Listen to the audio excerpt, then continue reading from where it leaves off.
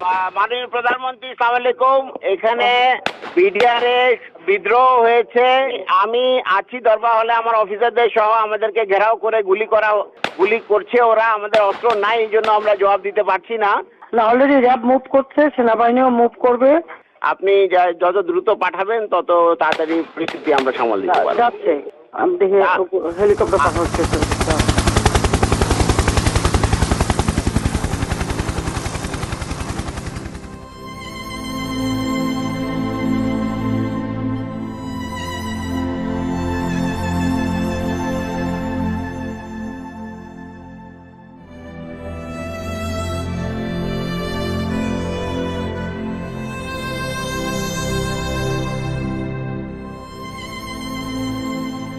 25শে ফেব্রুয়ারি 2009 সেদিন আনুমানিক সকাল 9টায় আমি ফোন কল পাই পিলখানা থেকে, এবং তখন সেই ফোন কলের মাধ্যমেই জানতে পারি যে পিলখানাতে আমাদের সামরিক অফিসাররা আক্রান্ত হয়েছেন।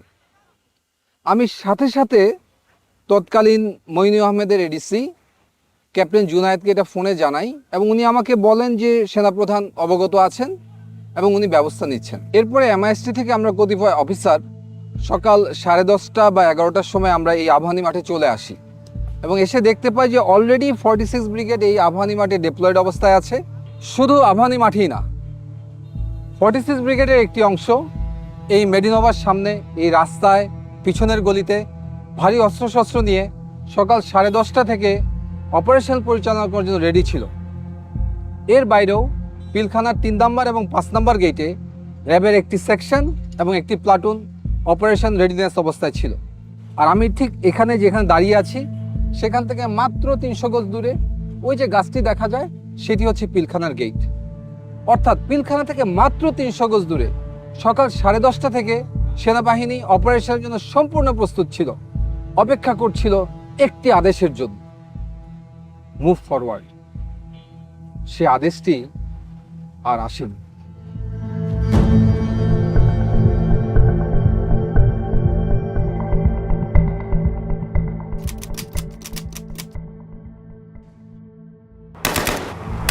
আমাদের কাছে সর্বোচ্চ অস্ত্রটাই ছিল হচ্ছে 12 বোরের শটগানগুলো। তো সেই হিসেবে আমরা শটগান ফায়ার করে আমরা গেটের দিকে এগিয়ে যেতে থাকি, এবং একটু পরেই আমরা নিউ মার্কেট গেটটা দখল করি। র্যাবের তৎকালীন এডিজি ছিলেন হচ্ছে কর্নেল রেজানুর খান। স্যারকে ফোন দেই যে স্যার, আমরা অলরেডি নিউ মার্কেট গেট দখল করেছি। তৎক্ষণাৎ উনি মারাত্মক মাত্রায় ক্ষিপ্ত হয়ে যান যে তোমাকে কে অর্ডার দিয়েছে ফায়ার ওপেন করার জন্য, বা তোমাকে এই গেট দখল করার জন্য কে অর্ডার দিয়েছে। উনি তৎক্ষণাৎ বলেন ওইখান থেকে ফল ব্যাক করো, এবং তোমরা এক্স্যাক্টলি যে নীলক্ষেতের যে মোড়, যেটা চৌরাস্তার মোড়, এর সামনে কোনোভাবেই যেন আমরা না যাই। এর ভিতরে আমি ফোন পেলাম এডিজি কর্নেল রেজানুর খানের কাছে। উনি আমাদেরকে বললো যে তোমরা ভিতরে প্রবেশ করবে না এবং গুলি আপাতত করবে না, আমরা জানাবো কি করতে হবে।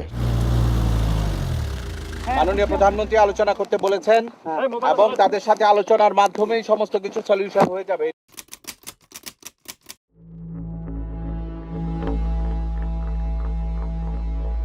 আনুমানিক বেলা 12টার দিকে আমরা দেখতে পাই 3-4 জন লোক সাদা পতাকা হাতে নিয়ে পিলখানার দিকে এগিয়ে যাচ্ছে, এবং তারা যখন পিলখানার দিকে অ্যাপ্রোচ করলেন হঠাৎ করে আচানকভাবে গুলি বন্ধ হয়ে গেল।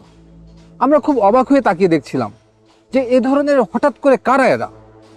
পরবর্তীতে জানতে পারি তারা ছিল আওয়ামী লীগের 4 জন সংসদ সদস্য, মির্জা আজম, জাহাঙ্গীর কবির নানক, ওয়ারেস হোসেন বেলায়েত এবং মাহবুবা রাগিনী।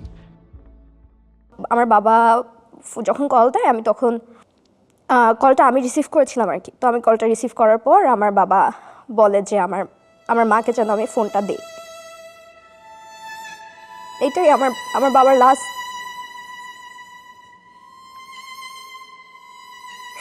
এরপরে কোনোদিন আমি আমার বাবার ভয়েস শুনি নাই।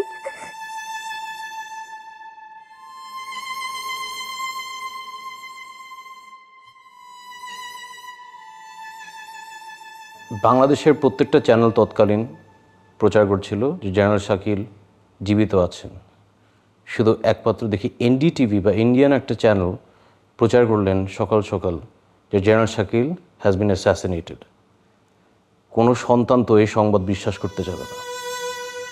এত তাড়াতাড়ি সব কিছু হচ্ছিল, কেউ কিছু বলছিল না। আঙ্কেল আন্টিরা ছিল, বলতাম যে আমি বাসায় যাব, ওটার কোনো উত্তর ছিল না। হলে আব্বু আমার সাথে কথা বলবো, কেউ উত্তর দিচ্ছিল না আমাদের।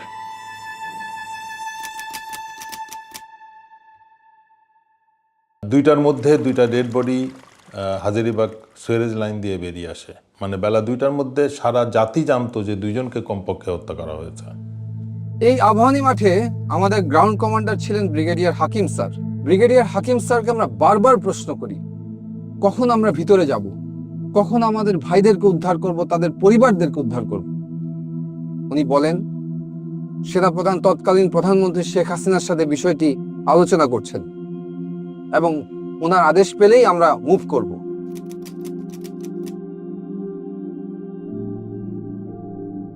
সেই পরিস্থিতিতে আমরা দেখলাম 3টার সময় প্রধানমন্ত্রীর সাথে কিলার 14 জন কিলার মিটিং করে এবং যমুনাতে তারা যায়। যে বিষয়টা আমাদেরকে অবাক করে, কোনো ইন্টেলিজেন্স এজেন্সি বা সরকারি সংস্থা, প্রাইম মিনিস্টারের অফিসিয়াল রেসিডেন্স, SSF, কেউই আমাদেরকে ওই 14 জনের নাম বা ছবি দেয় না। হঠাৎ করে দেখলাম যে একটা টিম সাহারা খাতুনের নেতৃত্বে আইজিপি এবং আরও 2-1জনকে সাথে করে ভেতরে প্রবেশ করলো 25 তারিখে রাত্রেই। পরে সাহারা খাতুন যখন আসে আমরা ওনার গলার আওয়াজ পাই এবং আমরা মনে করি যে মেবি ফাইনালি উনি আসাতে হয়তো কোনো একটা মিটিগেশন হবে বা কোনো কিছু হবে। কিন্তু দেখলাম যে 10 মিনিট সাহারা খাতুন মানে কি বক্তৃতা দিলেন টিভি ক্যামেরার সামনে দিয়ে, উনি পরে চলে গেলেন। আমরা লক্ষ্য করলাম যে উনি যখন বের হয়ে আসছে যে শুধুমাত্র ক্যাপ্টেন মাজারের ওয়াইফকে নিয়েছে। ক্যাপ্টেন মাজারের ওয়াইফ ছিল আইজিপি নূর মোহাম্মদের মেয়ে, যেহেতু আইজিপি নিজেই ছিলেন ভিতরে। বাকি যে কয়টা ফ্যামিলি উনি এনেছিলেন এরা সবাই ছিল ওই বিদ্রোহীদের ফ্যামিলি, যারা এই ডিএডি বিদ্রোহ করেছে। অন্যান্য সকলের সাথে তাদের পরিবারকে উনি বের করে নিয়ে আসলেন। এভাবে কিন্তু আপনার 25 তারিখ শেষ হয়ে গেল, আমরা কিছু করতে পারলাম না। আমরা সব দাঁড়িয়ে দাঁড়িয়ে একটা, আমি বলবো আমরা তামাশা দেখছিলাম।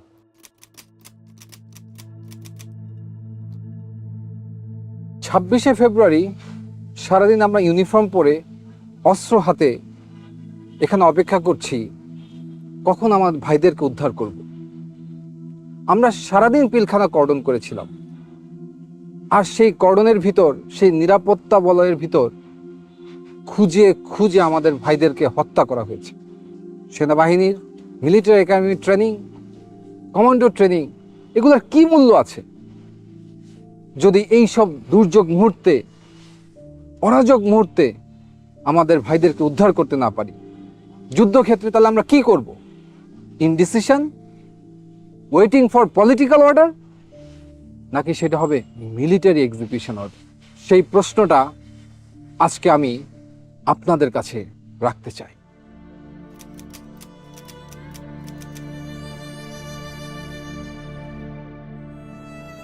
সাতাশ তারিখ আমরা যখন পিলখানায় ঢুকি, সে এক অন্য পিলখানা, চারিদিকে ধ্বংসযজ্ঞ, গুলির ছাপ, রক্তের ছাপ। আমাদের ভাইগুলোর লাশ আমরা গণকবর ম্যানহোল থেকে উদ্ধার করি। লাশগুলো ছিল বিকৃত।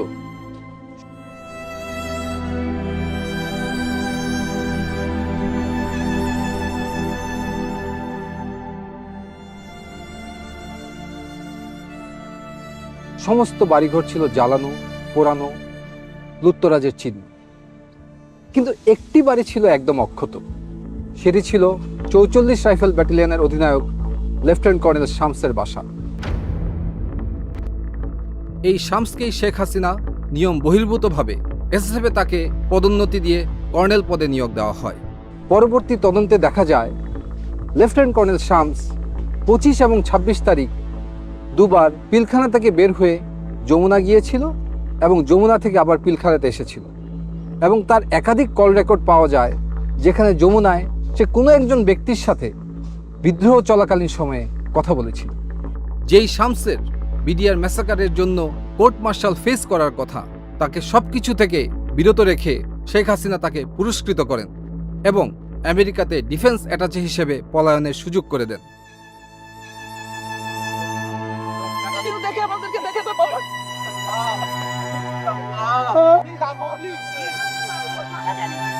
ঠিক আছে, আসো আনো, তুমি ওখানে বসো।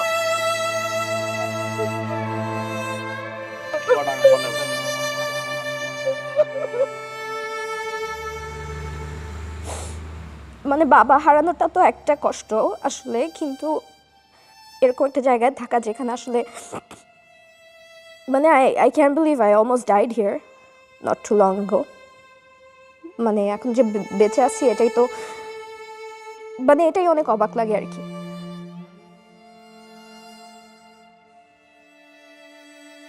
আমার বাবার মাথায় গুলি লেগেছিল এবং এই জায়গাটা থ্যাতলানো ছিল এবং খুব সম্ভবত গুলিটা গাল দিয়ে বের হয়ে গেছে।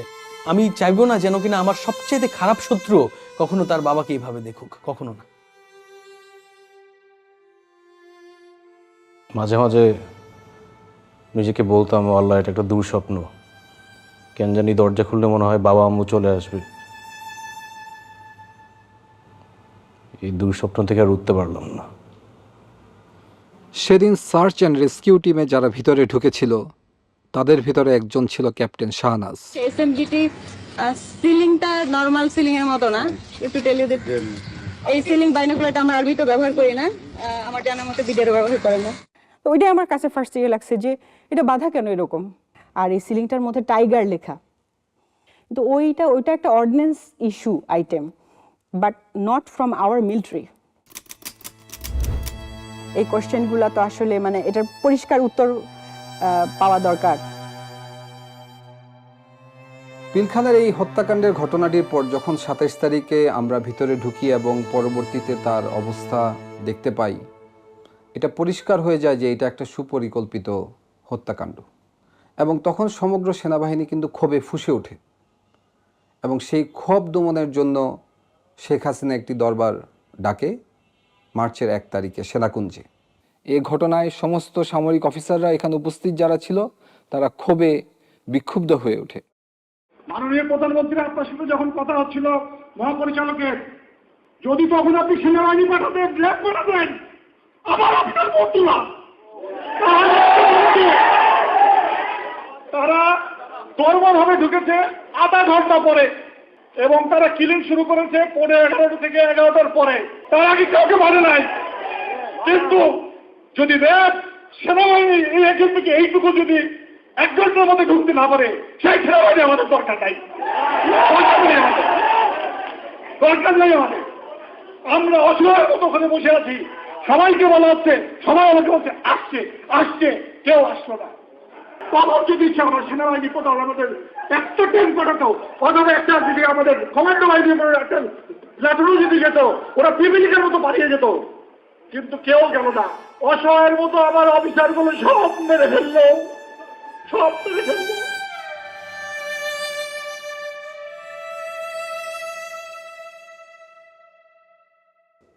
এর 7 দিনের মাথায় আমাকে 30 রাইফেল ব্যাটালিয়ন খাগড়াছড়িতে পোস্টিং দেওয়া হয় এবং সেইখানে তদন্ত কার্য সম্পন্ন করতে বলা হয়। আমি যখন তদন্ত শুরু করি এবং তখন দেখতে পাই যে ভারতের বিএসএফ এর বর্ডার পোস্ট থেকে বাংলাদেশের সমস্ত বিওপিগুলোতে উস্কানিমূলক মেসেজ দেওয়া হয়েছে এবং সেই মেসেজের সারমর্ম ছিল যে বাংলাদেশের বিডিআর সৈনিকরা যেন বিদ্রোহ করে, তাদেরকে সেনাবাহিনী হত্যা করতে আসছে এবং তারা যেন অস্ত্র ধরে। এবং দুঃখজনক হলো সত্য যে আমাদের বিডিআরের সৈনিকরা সেই ট্র্যাপে পড়েছিল এবং 26 এবং 27 তারিখে ভারতীয় উস্কানিতে তারা সমস্ত বিওপিগুলোতে বিদ্রোহ করে। তদন্ত শুরু হওয়ার সাথে সাথে আমরা বুঝতে পারি যে এটা কোনো বিদ্রোহ না, এটার সাথে রাজনৈতিক সম্পৃক্ততা আছে, এমনকি সরকার প্রধানও এটার সাথে জড়িত হওয়ার অনেক সিমটম আমরা দেখতে পাচ্ছিলাম। আমার এই অনুসন্ধান রিপোর্ট যখন আমি আমার সেক্টর হেডকোয়ার্টার এবং ঊর্ধ্বতন কর্মকর্তাদেরকে প্রেরণ করি, তার 7 দিনের মাথায় আমার পোস্টিং হয়ে যায়। আমাকে ঢাকায় পিলখানা সদর দপ্তরে তদন্ত কার্যক্রমের সমন্বয় কর্মকর্তা হিসেবে নিয়োগ দেওয়া হয় এবং আমাকে ঢাকায় অনতিবিলম্বে চলে আসতে বলা হয়। সে সময় বাংলাদেশের বেশ কয়েকটি সংস্থা তদন্ত করছিল, তার ভিতরে জাতীয় তদন্তকারী সংস্থা হিসেবে একটি সমন্বিত টিম গঠিত ছিল, সেনাবাহিনীর একটি তদন্ত সংস্থা ছিল, এছাড়াও পুলিশ কর্তৃক ডিবির মনিরুল ইসলাম এবং আবুল কাহার আকন্দ, ওনাদের দুজনের নেতৃত্বে একটি তদন্ত কার্যক্রম সংঘটিত হচ্ছিল। এর বাইরেও পিলখানা হেডকোয়ার্টারে রাইফেল সিকিউরিটি ইউনিট যেটাকে বলে, সেখানে পিলখানার আভ্যন্তরীণ একটি তদন্ত কার্যক্রম চলমান ছিল। তার নেতৃত্ব দিচ্ছিলেন তৎকালীন রাইফেল সিকিউরিটি ইউনিটের সিও লেফটেন্যান্ট কর্নেল আজিজ। এবং আমি খুব অবাক হয়ে লক্ষ্য করি যে র্যাব কর্তৃক সবচেয়ে বেশি তথ্য উপাত্ত সংগ্রহ করা হয়েছিল, কিন্তু কোনো এক অজানা কারণে র্যাবকে সেই তদন্ত থেকে সরিয়ে দেওয়া হয়। এই র্যাবের টিম যারা ছিল, টাস্কফোর্স ইন্টেলিজেন্স টিম যেটা ছিল, ওদের তরফ থেকে কিছু তথ্য আসে এবং ওইগুলো নিয়ে আমরা কাজ শুরু করি। তখন মোটামুটি স্পষ্ট হয়ে যায় যে এটা কোনো বিদ্রোহ না, এটা রীতিমতো পরিকল্পিত হত্যাকাণ্ড। এই হত্যাকাণ্ডের ষড়যন্ত্র 2007 সাল থেকে শুরু হয়েছে। এটা শুধু একদিনের ঘটনা নয়। 2007 সালে সর্বপ্রথম ব্যারিস্টার ফজলুল তাপসের কাছে বিডিআরের একদল সৈনিক যায় এবং সেখান থেকে এর ষড়যন্ত্র শুরু। পরবর্তীতে বিভিন্ন পর্যায়ে ব্যারিস্টার শেখ ফজলুল তাপস, জাহাঙ্গীর কবির নানক, মির্জা আজম, শেখ সেলিম, লেদার লিটন, আওয়ামী লীগ নেতা তোরাব আলী, তারা বিভিন্ন সময় বিডিআর সৈনিকদের সাথে মিটিং করে এবং কিভাবে এটা এক্সিকিউশন করা হবে সেই ব্যাপারে তারা পরিকল্পনা করে। শেখ ফজলুল তাপস 2007-08 সালে প্রতি জুম্মার নামাজ উনি বিডিআর মসজিদে পড়তেন এবং নামাজ পরবর্তী সময়ে উনি বিডিআর সৈনিকদের সাথে ঘণ্টাখানেক মিটিং করতেন এবং এই পরিকল্পনার নেতৃত্ব দিতেন সাবেক বিডিআর সদস্য তোরাব আলী এবং তার ছেলে লেদার লিটন। দুজন রাজসাক্ষী ছিলেন, বিডিআর মসজিদের পেশ ইমাম, এছাড়াও বিডিআর একজন সৈনিক। পেশ ইমাম সাহেব উনি সুস্পষ্টভাবে ব্যারিস্টার তাপসের কথা উল্লেখ করেছিলেন এবং আরও কিছু রাজনৈতিক ব্যক্তিবর্গের কথা উল্লেখ করেছিলেন যারা বিভিন্ন সময় বিডিআর মসজিদের ভিতরে মিটিং করতে উনি দেখেছেন। কিছু কিছু কথা তিনি ওভারহিয়ারও করেছেন। পেশ ইমাম সাহেবকে আবুল কাহার আকন ডেকে নিয়ে যায় জিজ্ঞাসাবাদের জন্য এবং পরবর্তীতে উনি জীবিত আর ফিরে আসেননি। আমার আব্বুকে এটা বলা হয় যে আপনার ভারপ্রাপ্ত থেকে আপনাকে পার্মানেন্ট পেশ ইমাম করা হবে। শুধু এই যে স্টেটমেন্টটা লিখিত যেটা সরকার থেকে দেওয়া হয়েছে সেই স্টেটমেন্টটা দিতে বলা হয়েছে। আর আব্বু যে স্টেটমেন্টগুলোতে বলছে মিটিংয়ের কথা, দরবার হলে কাদেরকে চিনছে তাদের কথা, সেগুলো সবগুলো নিয়েই সমস্যা করা হয়েছে, যে চেঞ্জ করতে বলা হয়েছে। 11ই মার্চ আব্বু মারা যায়। আব্বুর পোস্টমর্টেম হয় ঢাকা মেডিকেল কলেজ হসপিটালে। পোস্টমর্টেম হয়, জানাজা হয়, কিন্তু এই পোস্টমর্টেম রিপোর্ট আজও আমরা পাইনি।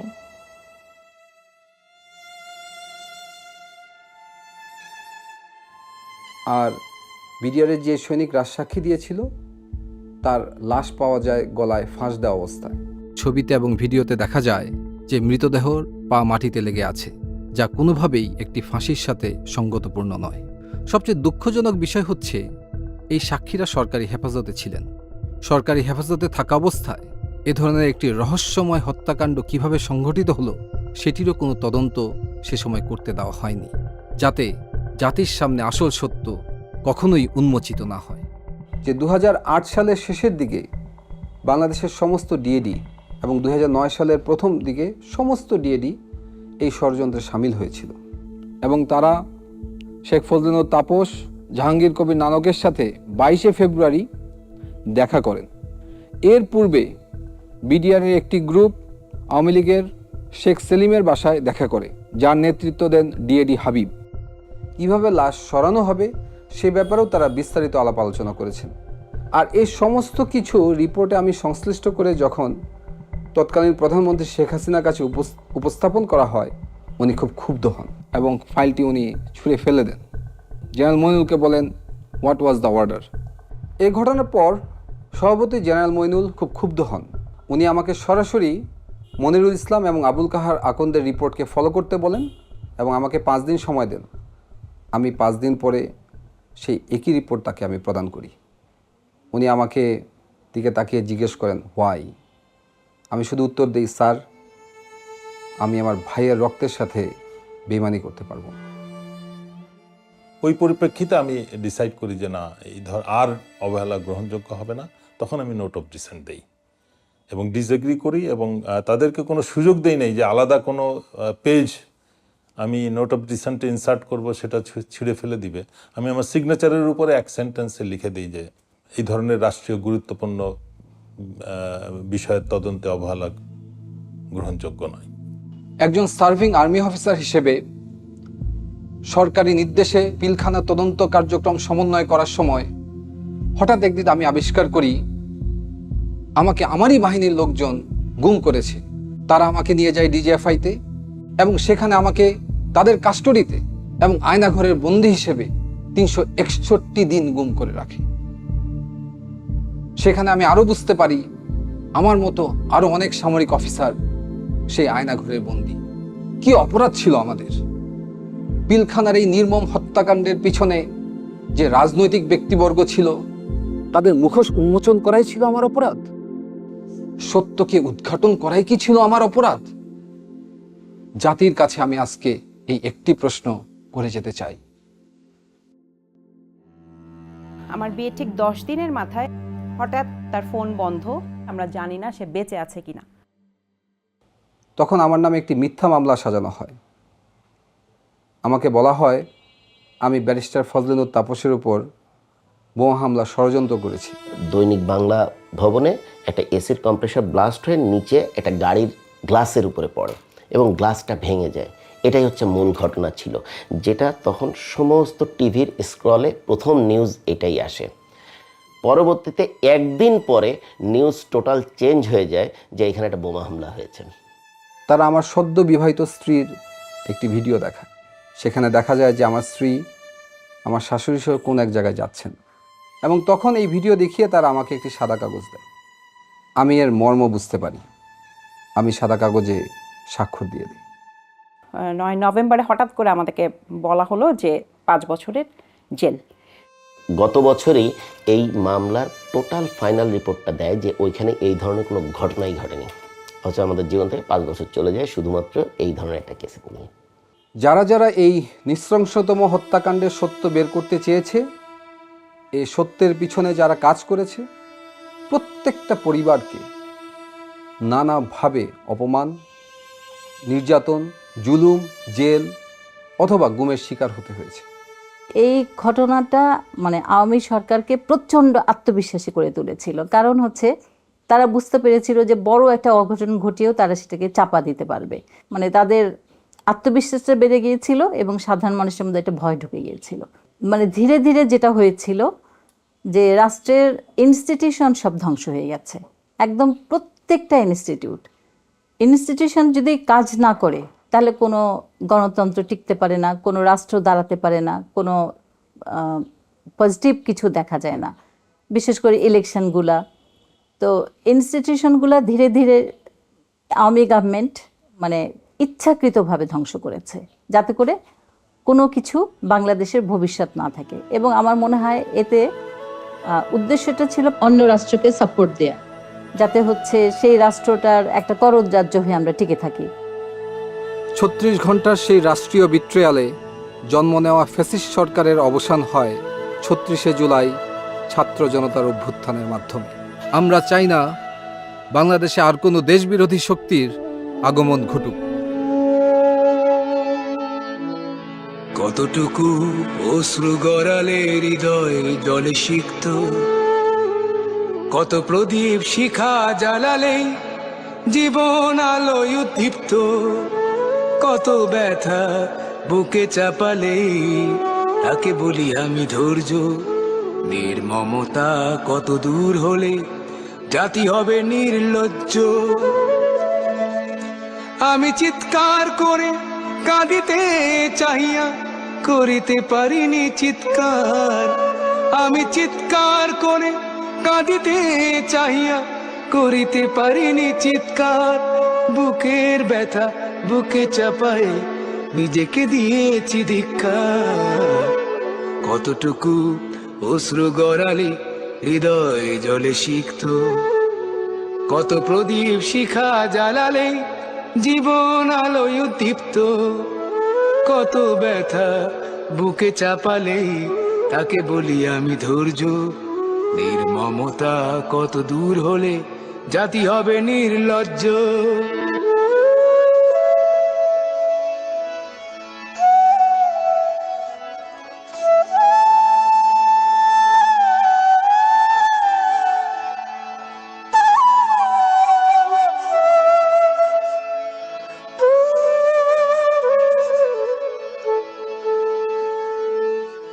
আজও কানে ভাসে সেই কথাগুলো, কে জানে হবে যে শেষ কথা।